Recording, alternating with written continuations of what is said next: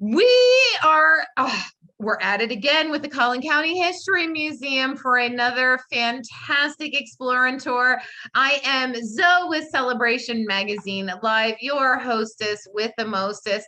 And we had 91 people registered for today, which is absolutely amazing. We all love these talks with Pat. Now, before I turn things over to her, do just want to make a few announcements for you. We have a special happy hour tomorrow. Tomorrow at 2 p.m., we're going to be doing a happy hour with the Landon of Lake Highlands. And it is some brainchild I came up with, go figure. It's called The Truth is Stranger Than Fiction. So I want to hear, grab your favorite drink, come join us, tell a story. I love to hear those crazy stories that people have of strange coincidences or things that you're like, what, that really happened to you? You met a famous person.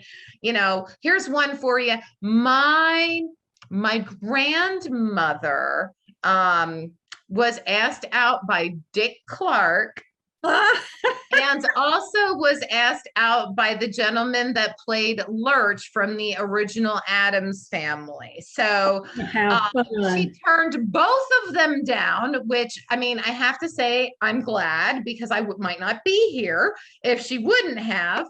But I want to hear fun and crazy stories like that. So Thursday, then, we are going to be playing some bingo while we tour the Preston of the Park Cities. That'll be Thursday at 2 p.m. They are giving away some amazing prize packages that you can win. And I'm not talking like we're going to play like one game. We're going to play 3 games of bingo on Thursday in amongst everything else. So that should be a lot of fun. I'm really looking forward to it. Make sure you sign up so you will get a bingo card like you always do. It's going to look very similar to, you know, how we played bingo in the past. And then we've got Friday. Friday, we are full for our champagne brunch and bingo. If you did sign up, you should have received a phone call from Stanley confirming that you were going to be attending. If you have not reached back out to us to let us know, please do give us a call. And so we can put you on our list and make sure that we are set up for everyone. And that should be a lot of fun. We are giving away, hang on, let me add in my head, 2, 3, 4, $450 in prizes. No, $900 in prizes that day. You will understand why it is doubled when you join us. So it'll be a great time on Friday. If you're signed up, we look forward to seeing you. We do still have space for our Rosemary Rumbly talk here at the spot. And we do still have space if you need to get your flu shot. Tom Thumb is going to be here on Friday, September 10th. If you would like to call and sign up for your flu vaccination, we will get that to you. And it's flu shots and fun, because anyone that gets their flu vaccine here at the spot is registered to win a $200 prize. So make sure you join us for that. All right, that's enough from me. That's enough about what's going on in Celebration Magazine.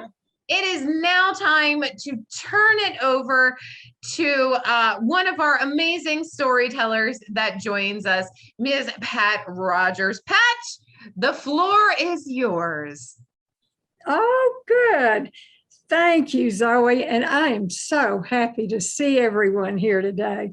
And thank you, Celebration Magazine. Welcome to the Bad Boys, Desperadoes, and Outlaws of McKinney. I'm Pat Rogers. As Joey said, I'm a historian and a storyteller at the Collin County History Museum. My indispensable technical specialist is my husband, Charles, and we are excited about bringing the stories and pictures we are sharing today. Now, like I said, I'm a historian, and I've done a lot of research around the truth, the legends, and the lies of the bad boys and girls, the desperados, and the outlaws of McKinney's colorful past. Now, today, I'm going to separate those truths, lies, and legends for you.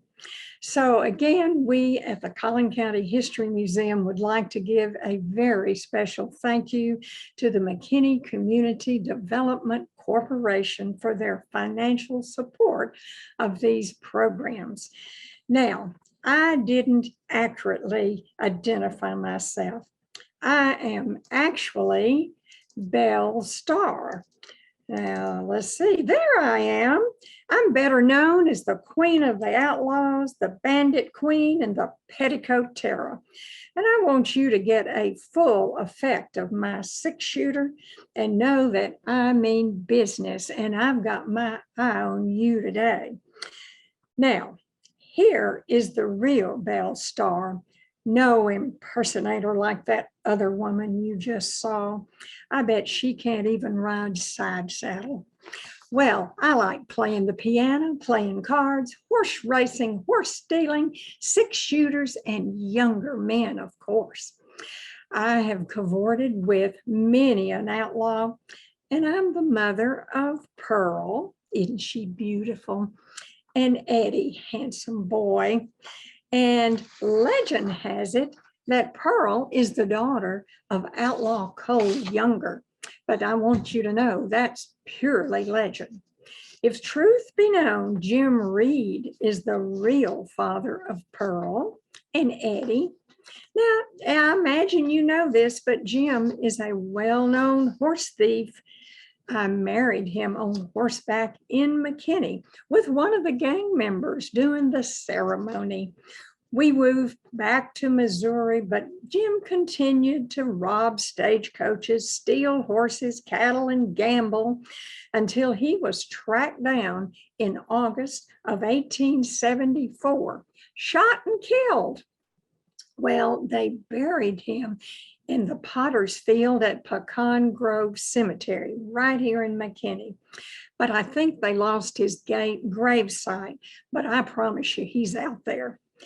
Now, I've been married 3 or 4 times. I get confused and I lose count. But my favorite husband has been Sam Starr, a Cherokee renegade. Our ranch, the Starr Ranch, is on the Canadian River up in the panhandle of Texas. Now, it's a safe haven and hideout for outlaws like Frank and his little brother, Jesse James. And of course, the younger brothers. If you're avoiding the law, you can depend on the Starr Ranch for aid and comfort. Now, this is an actual picture taken at the Starr Ranch with outlaw horses tied up at the door, waiting for a fast getaway. Now, my specialty is planning robberies, selling stolen livestock, and negotiating the release of my gang members. Usually, I can charm and bribe any law officer or any judge out of anything. Now, I am the first woman to be tried and convicted of a major crime of horse stealing. Now, in this picture, I'm headed to prison for 9 months. Now, this is my favorite mare, Venus, and you notice I'm a sitting side saddle. I have a livery stable in Dallas, and all my outlaw friends hang out and hide out there. They run their stolen livestock, I'm proud to say, right through there. Now, it's said that I'm a shady lady, and I run a very profitable Madam's House in Dallas. Well, I'm very proud of my daughter Pearl's Madam's House as well. Here she is in her finery. One of the favorite men in my life and one of my loves is Blue Duck, and he's an Indian outlaw leader. We rustle cattle and horses and raid small banks and hold up stagecoaches. I'm a very demanding figure of royalty in this desperado empire. Well, sadly, I was ambushed and killed in 1889 and buried with my favorite 6-shooter in my hand. Now, my daughter Pearl wrote the most beautiful poem and put it on my tombstone. And here's what it says. Shed not for her the bitter tear, nor give the heart to vain regret. 'Tis but the casket that lies here. The gem that fills it sparkles yet. Isn't that beautiful? Now, let's go back to a time in today, an era long past. And I want you to use your imagination and lots of it. Now, the year is 1842, January, and Dr. William Throckmorton has brought the very first settlers to this country. And he's built a rambling stockade of split logs sunk 3 feet deep and higher than a man's head. Well, they named it Fort Throckmorton. He lived only a year after building the fort on that little creek bearing his name. Well, he died in October 1842, and by Christmas of that year, there were about 90 people, old and young, at Fort Throckmorton. It was a region as wild and savage as it was vast, where the lives of the settlers were in constant jeopardy from Indian raids. His death brought new and grave responsibilities to his young 17-year-old son, James Throckmorton. And you all know he would become the 12th governor of the state of Texas. Well, along with Pleasant Wilson, he became one of the chief hunters and scouts of this pioneer settlement. Now, Wilson Creek is located south of McKinney, and it bears the name of this early scout and hunter. Pleasant Wilson bragged so about all the plentiful game along what was then known as 10 Mile Creek that his hunting companion, young James Throckmorton, renamed that creek Pleasant Wilson's Creek, and we know it as Wilson's Creek today. Now back to James Throckmorton. His new responsibility of assisting in the defense of the fort against Indian raids fell heavily on his young shoulders. The nearest settlement was on the Red River, 100 miles away. Well, life was really indeed fraught with danger. Now today, you'll find a historical marker marking the spot, and it's presently located at Pecan Grove Cemetery due to road construction. It says in part that at age 17, James Throckmorton became hunter and scout for his pioneer neighbors. He served in the Mexican War, and in 1848, he married Annie Ratton, and he built a home near McKinney. He was trained as a physician, but he really disliked medicine. And in 1851, he entered law and politics. Now, of historical importance is the fact that he was a state senator. He was strongly opposed to Texas seceding from the Union and voted against secession in the Texas state legislature. Now, this picture represents the 7 Texas legislators who voted against secession. Throckmorton is the second from the left on the top row. Well, the vote to secede passed and Texas left the Union. Throckmorton served in the Confederacy on the western frontier, and after the war, he, as I said, became the 12th governor of Texas, the only one from Collin County, and then a U.S. congressman from 1875 until 1887. Now, when we talk about outlaws and renegades, we must take a brief look at the original renegades in this wild territory, the Indians who brought terror into the hearts and lives of these noble pioneers, the Comanches. Now, George Catlin was the first to record in pictures the different tribes through the early settlement of our country. 1834, he painted the Comanche warrior resplendent in all of his full regalia. Now, much of North, Central, and West Texas soon became Comanche country. Only after their arrival did the tribe come to be known as Comanches, which literally means enemy or somebody who wants to fight me all the time. Well, the Comanches arrived in numerous family groups or bands. Now, there were 5 major bands of Comanches, and 3 of those bands are sometimes referred to as the Middle Comanches. They wandered from the cross timbers of North Texas all the way to the mountains of New Mexico. In 1834, George Catlin again recorded the Comanches living in teepee villages of 800 or more teepees. And in this picture, you see the chief's teepee in the middle with the women drying skins in the forefront. The horse most clearly defined the Comanche way of life. In horsemanship, the Comanches had no equal. Children learned to ride at an early age, and both men and women developed exceptional equestrian skills. It gave them mobility to follow the buffalo herds and the advantage of hunting and conducting warfare on horseback. And again, George Catlin captures their hunting skills on horseback in these 2 famous paintings from 1834. Well, they migrated to the North Texas area for another little-known reason, the bodark tree.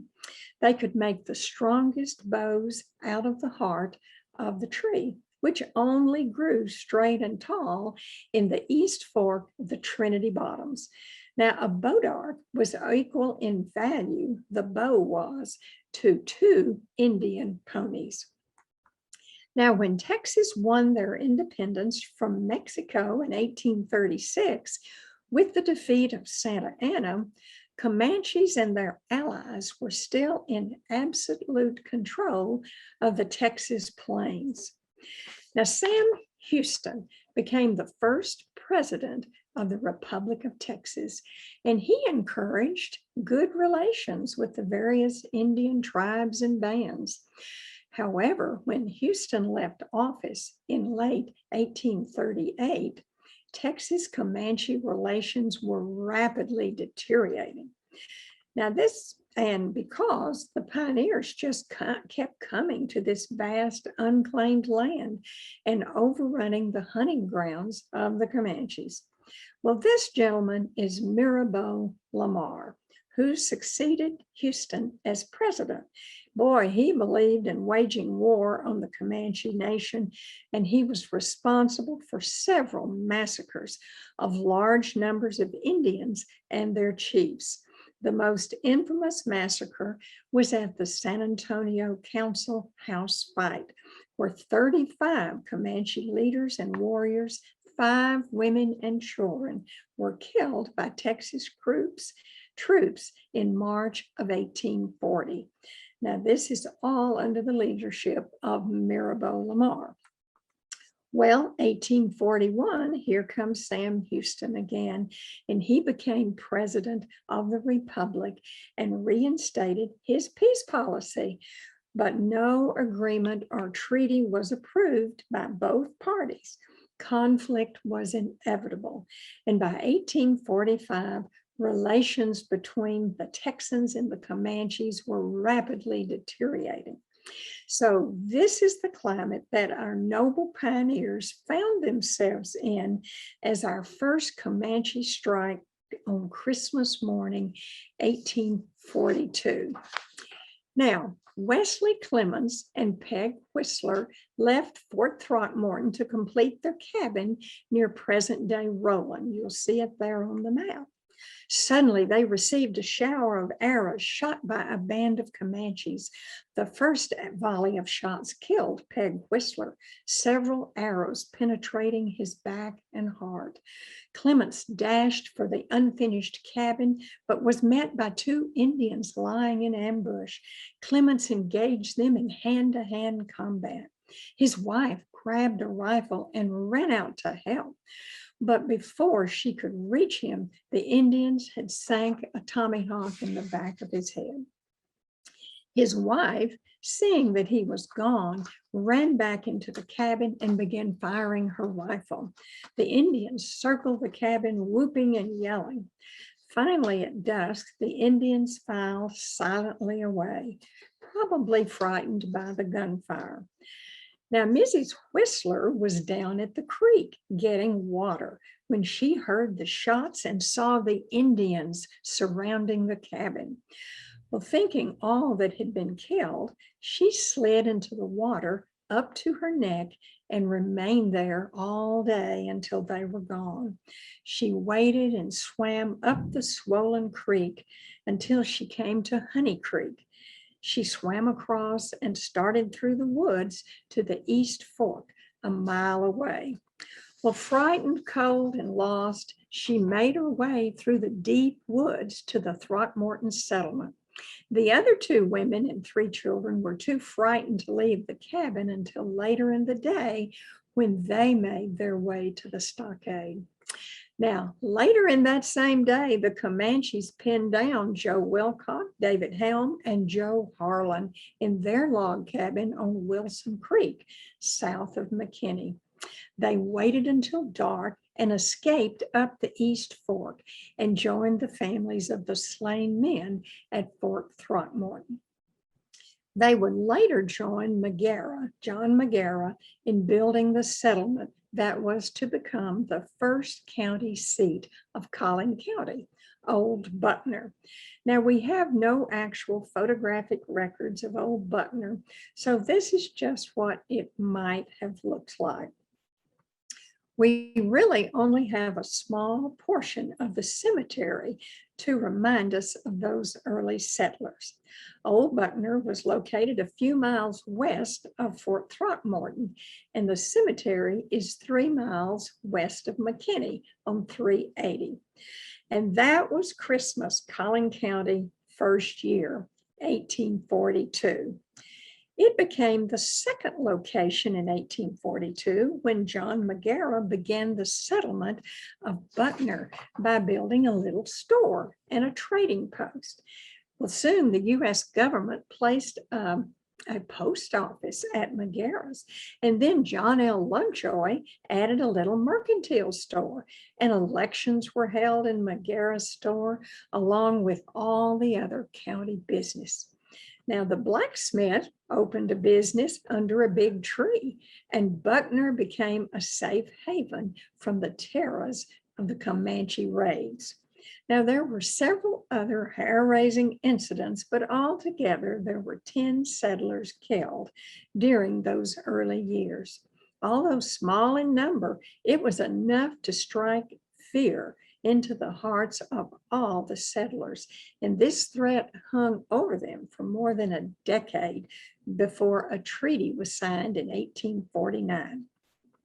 Now, in 1849, the Army established a line of forts to protect the frontier, but settlers rapidly pushed beyond this line of protection. Comanches continued to defend their hunting grounds. Now, the little village of McKinney is named after Colin Mckinney. He was a distinguished surveyor, a preacher, a merchant, an Indian fighter, an author, and signer of the Texas Declaration of Independence. And McKinney would become the new county seat. Now, Colin's cabin was moved from Anna in 1936 for the Texas Centennial to McKinney, where it stood in Finch Park until it was burned by vandals in 1980-81. Well, on May the 3rd, 1848, John L. Lovejoy and his wife, shown here, moved his little dry goods store from Buckner, located just out of town, to its new site on the northwest corner of the square in McKinney. Now, they moved on from then to present-day Denton, and they helped found the town of Denton. And this is the only photographic record of the couple, and that was supplied many years ago with the Dallas Morning News. Now, he hired 2 men and 12 yoke of oxen, count them there, to move his frame building on skids across the 3 miles of prairie to the thicket of trees and shrubs and vines, which was to become the new county seat. Now, the oxen pulled the little building as far into the thicket as they could take it, and then they placed it fronting south on the side that became our northwest corner of the square. Now, Mr. Lovejoy opened his store for business on May 6th, 1848. His son, James Lovejoy, was 16 at the time, and so this picture shows a representative of the time period that mercantiles and post offices were together. But now James Lovejoy, when he was an old man then, in an interview he gave with the Weekly Democrat Gazette, February 6, 1908, he said that when I first beheld the spot known as McKinney, it was a wild prairie, unfenced, untilled, and unoccupied except for wild animals. Now his family set up housekeeping in the back of their store, and he built the first fire in McKinney. Now this is an actual picture, vintage, 1950s, of the last example of an original cabin called a Peter's Colony cabin that was built by these first original settlers in Collin County. Now, the little 2-room cabin that was the first Collin County Courthouse completed the west side of the square and formed its southwest corner. Now, this picture is actually the 1836 courthouse in Industry, Texas, and it proudly stands today. And this is Old Cora, 1856 in Comanche. Now, Collin County Courthouse would have looked quite similar to Old Cora, and it too has survived the centuries and is in Comanche. Now, finally, on November 10th, 1848, the post office moved from Buckner to Lovejoy's store, and the new town of McKinney was assured. The people began to arrive rapidly. Many of these pioneers were well educated and refined, and many were not, but they would all minister to each other's needs in sickness and rejoice in their good fortune. Well, now by 1850, the little shanty town or post village of McKinney had a population of 192 brave souls.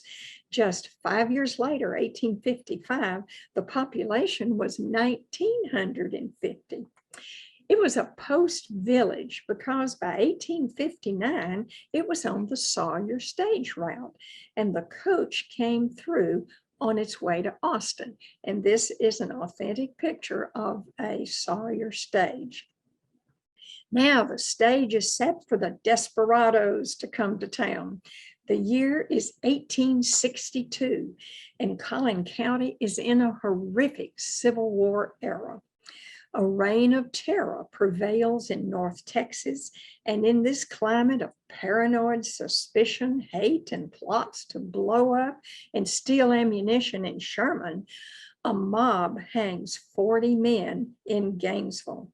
And this is a famous sketch of that well-documented hanging. Now, outlaw bands of white men robbed and pillaged the country.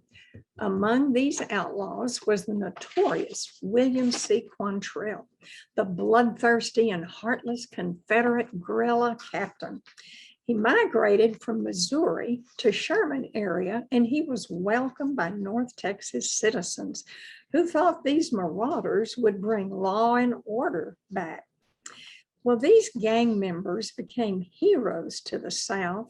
They were supposedly protecting citizens of McKinney and other towns from carpetbaggers and acquiring ill-gotten gains.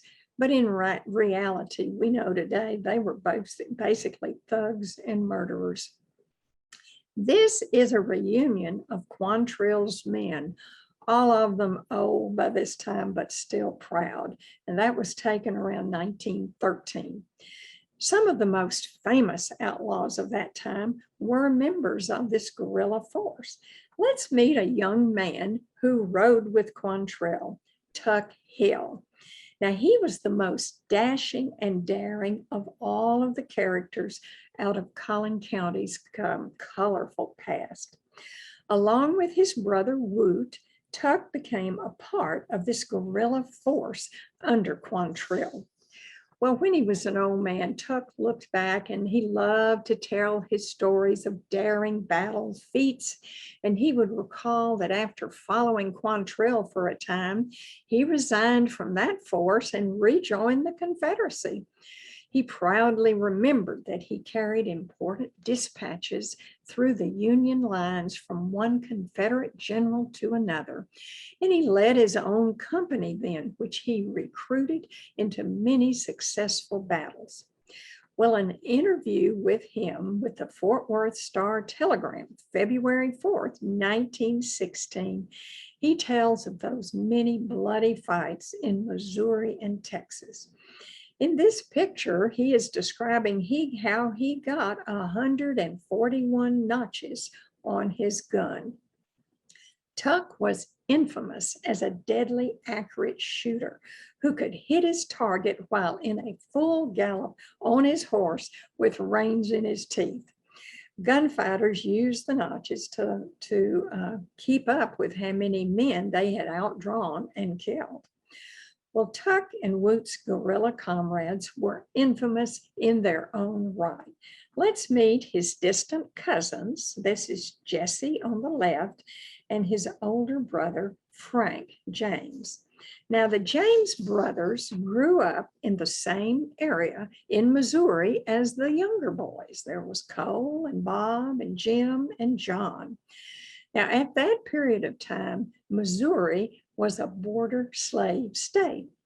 The youngers became guerrilla soldiers under the infamous William C. Quantrill and fought right alongside Tuck and Woot and Frank and Jesse, participating in attacks on Union soldiers fighting along the Missouri-Kansas border.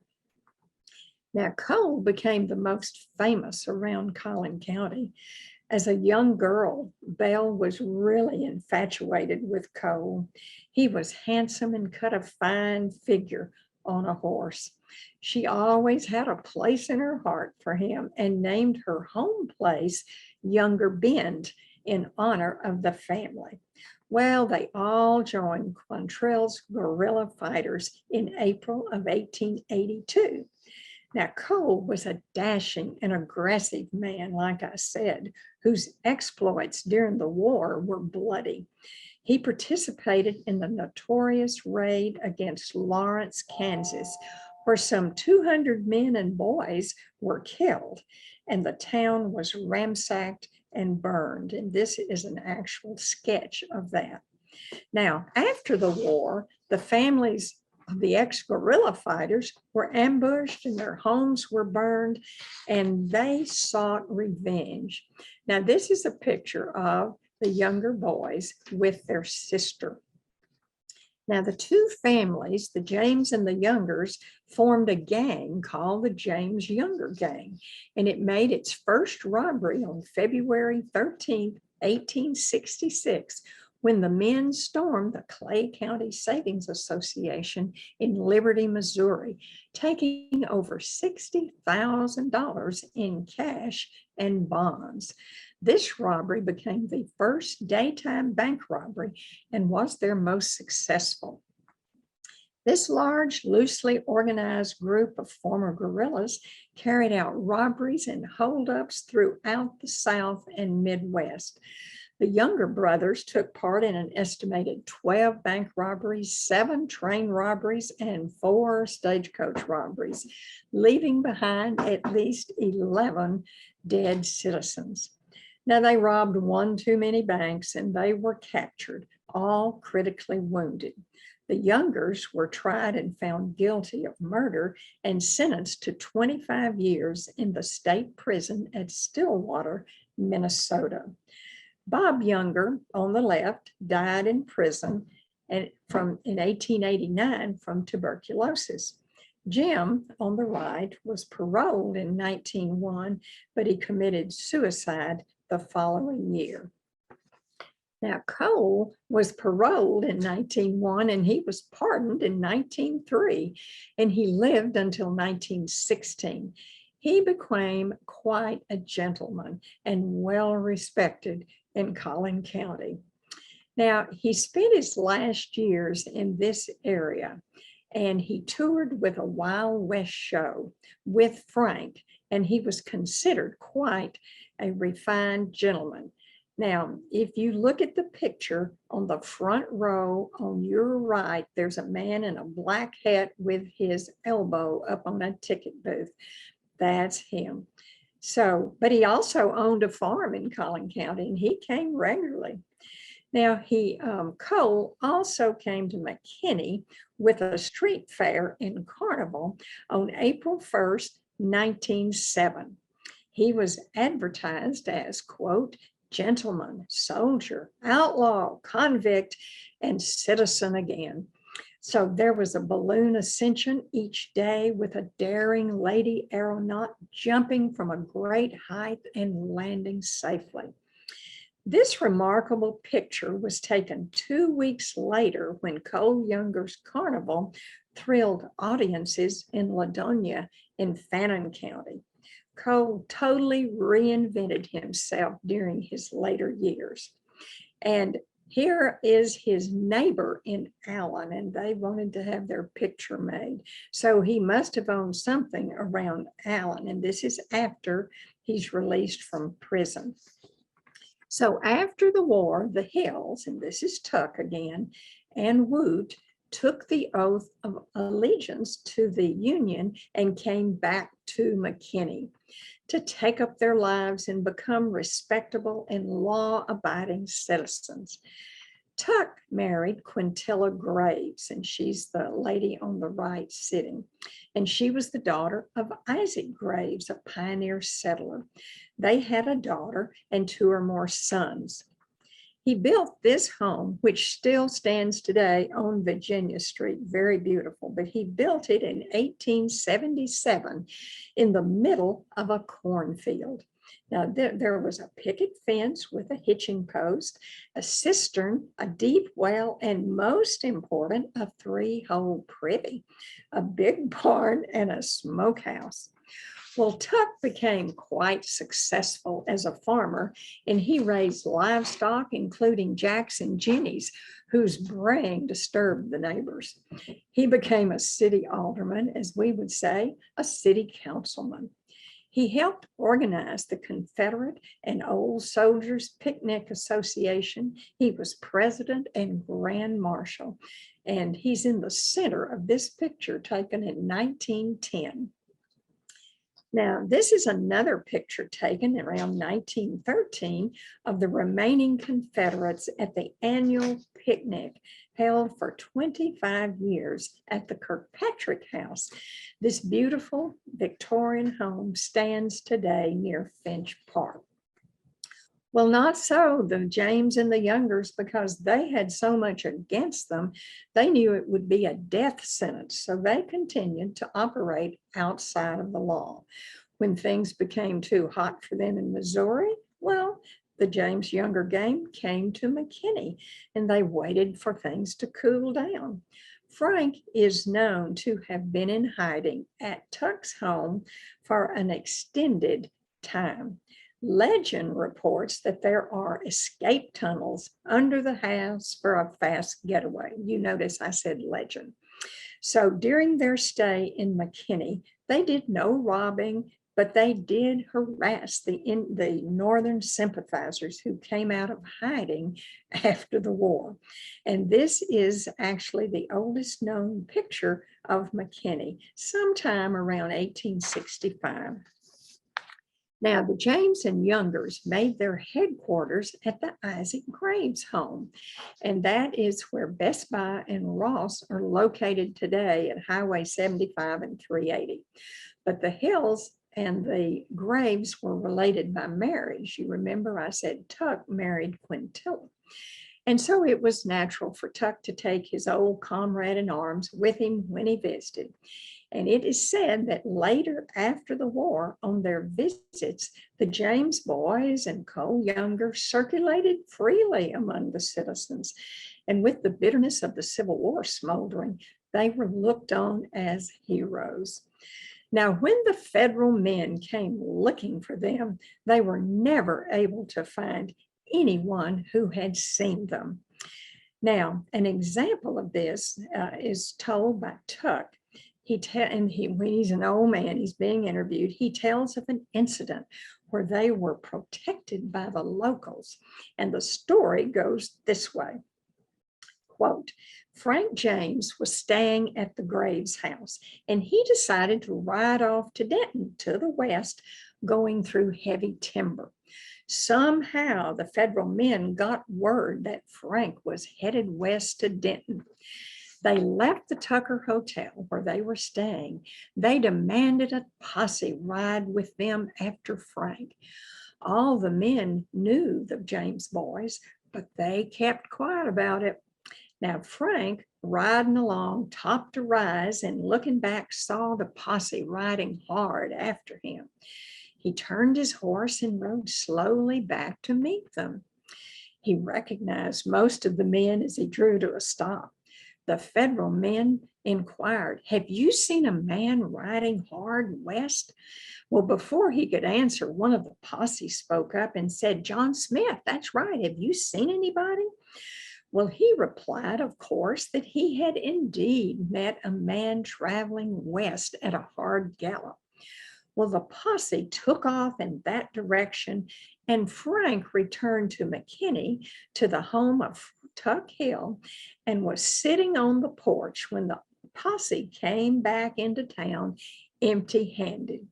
Tuck walked out to the fence, called to the men, and said, what's such a large group of you guys doing riding around the country? Well, some of them replied they were helping the government men hunt down the infamous and murderous Frank James, who was sitting on the porch.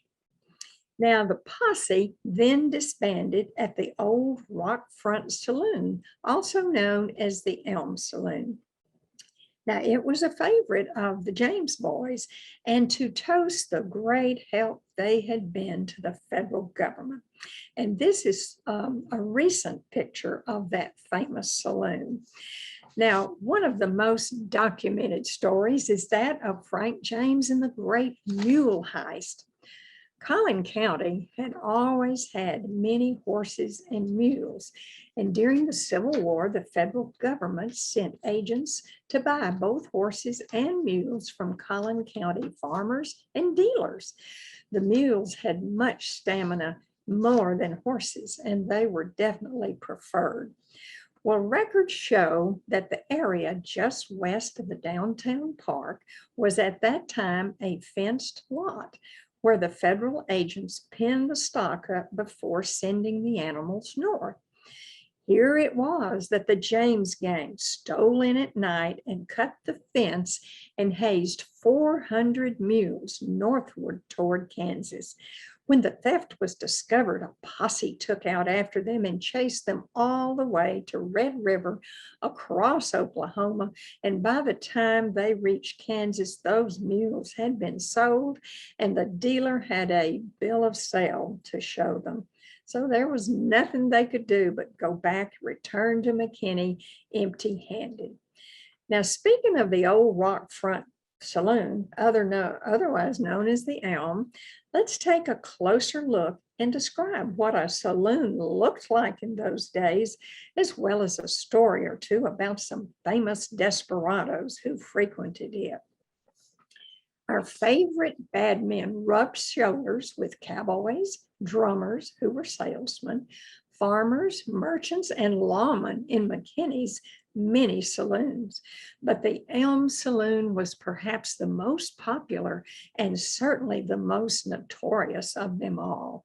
It was known to be the toughest place in Collin County and was the favorite hangout for the James boys and their friends when they came to McKinney to let things cool down.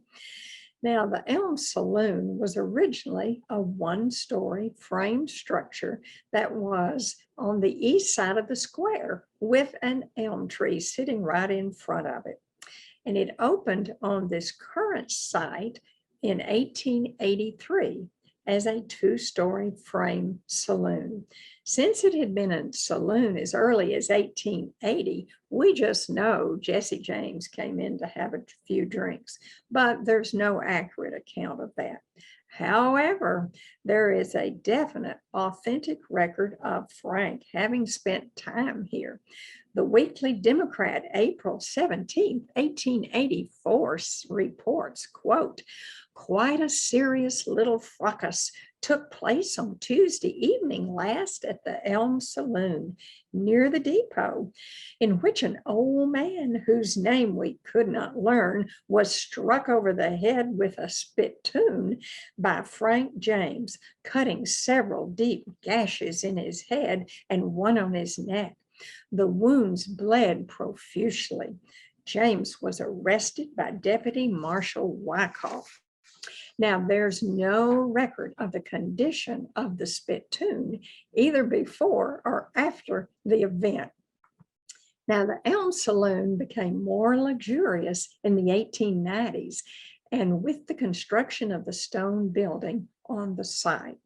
It most likely faced toward the old depot of the Houston and Texas Central Railroad, an irresistible and inviting stop for weary travelers. In the Democrat, May 1884, the author A.C. Bell drew a contrast between the typical saloon and the typical school at the time. Our schoolhouses look like smokehouses. The saloons are carpeted palaces. School buildings are scarcely ever painted. The saloon bars are grained and quilted or veneered. See, there they are. School desks are rude slabs and the bookcases are dry goods boxes. See, there they are right there. Even the cigar cases in the saloons are silver mounted and the fixtures are ornamented in gold.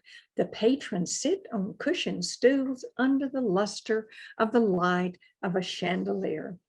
Well, because no meals were served on the Texas Central, the passengers would head across the tracks to the saloon for refreshments. In this picture, the people in the distance are standing in front of the saloon looking at the train. Now, speaking of trains, let's visit the story of the first train robbery in the state of Texas. Let's see here. Let me see, we got to start right here. The year is 1878, and the Allen station sat on the prairie under a dismal February sky. There were only a few hopeful signs that a town would grow around this little station. There was a little drugstore, Dr. Wolford's office, a couple of stores, a saloon, and the post office were among the few sparse buildings. Now, according to an authentic account written by Thomas E. Hogg, the editor and publisher of the Denton Monitor, taken from friends and ear witnesses to the outlaw Sam Bass's confidences, Sam Bass wanted to rob a train in Texas. He enlisted his friend Thomas Spotswood, who had problems with the law already. Spotswood, who lived in McKinney, was familiar with the country around Allen and thought it would be an ideal spot to rob, with the depot out in the open prairie and only a short ride to Elm Bottom and the heavily wooded creeks nearby. The account continues by saying that on the evening of February 22nd, Sam Bass, at the head of the gang, approached Allen. Spotswood, on a gray pacing pony, rode into town and stopped at Newman's Saloon across from the depot. While casually talking to the saloon keeper, Tom Newman, the stranger asked, "When is the southbound train coming through?" Well, after being told, he soon left the saloon, mounted his horse, and rode over the brow of the prairie to the west. This stranger, we know, was Jim Spotswood. Well, that night, 4 men sheltered from the cold dampness in a clump of trees near the Allen station.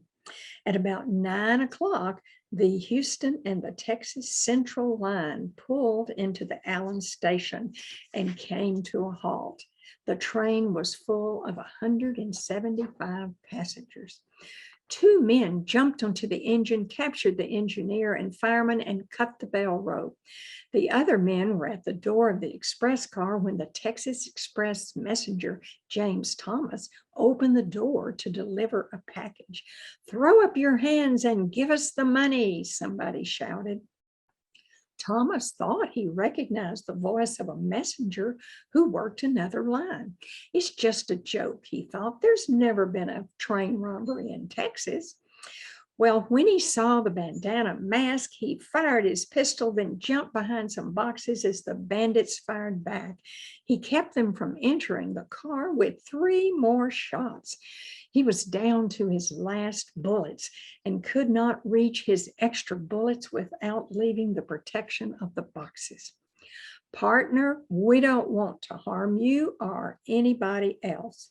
All we want is the money out of this car, and we're going to get it." Then they threatened Messenger Thomas that they would set fire to the express car if he didn't surrender. He gave them his gun finally and opened the safe. They took 6 or 7 packages of money and about $1,500 worth of valuables from the safe. They sat down on the side track and opened 2 packages that contained silver coins. The leader, Sam Bass, took all the money, rose, and with the other bandits following, crossed the track, ran to their horses, and rode off across the prairie to the northwest. Meanwhile, at the back of the train, Conductor Brown heard gunshots from the front of the train. He entered the sleeping car and told several passengers, including the railroad officials, that a number of masked robbers had taken possession of the express car and they were headed their way.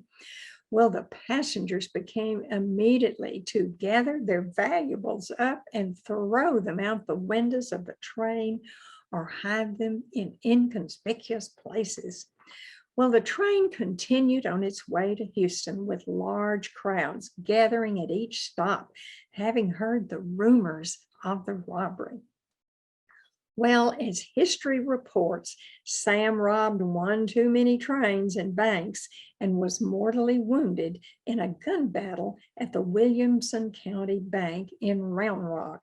His partner, Frank Jackson, held off the attacking lawman after Bass was wounded, helped him on a horse, and held him in the saddle while they rode away. The next morning, the Rangers found the wounded Bass near town. "Don't shoot.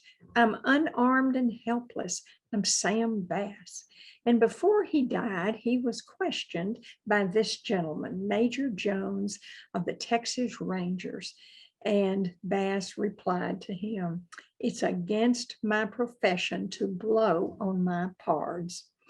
Well, Sam Bass, Texas' most notorious train robber, died Sunday, July 21st, 1878, on his 27th birthday, 5 months after the Allen train robbery and 143 years ago this summer. Well, our journey through history has come to an end, and I thank you for joining me. Our bad boys and desperados and Belle Star have some more stories to tell another day. Our mission at the Collin County History Museum is to preserve and honor the past, to connect with the future, the present, and embrace the future. Now, we're very committed at the museum to preserve and honor our past. The people we share with you who founded our Collin County and city of McKinney are part of that fabric of this great nation, many flawed just as we are today, but all important is the story we tell. We are to embrace the future and make it better for our children if we're to honor and embrace it. And our grandchildren must learn from the past. How else will they learn to create a better world for all of us if we can't show them the heroes and the pioneers of the great state and nation, as well as the outlaws and desperados that are a part of this beautiful mosaic woven throughout the great story of us. Come see us at the museum. We have a great exhibit called McKinney Then and Now. We're open Thursday, Friday, Saturday, 10 to 4. Also, watch for our articles appearing in each of the Celebration magazine. Zoe, I turn it to you. Well, fantastic job, Pat. Thank you so much for that. Amazing story. That's so cool. Like, I love how some of them completely turned their lives around and became, you know, upstanding citizens of the area. So that was wonderful. Everybody, please take yourselves off mute. Let's make some noise for Pat and the entire Collin County history. Round of applause. Thank you. Great job, Pat. Great.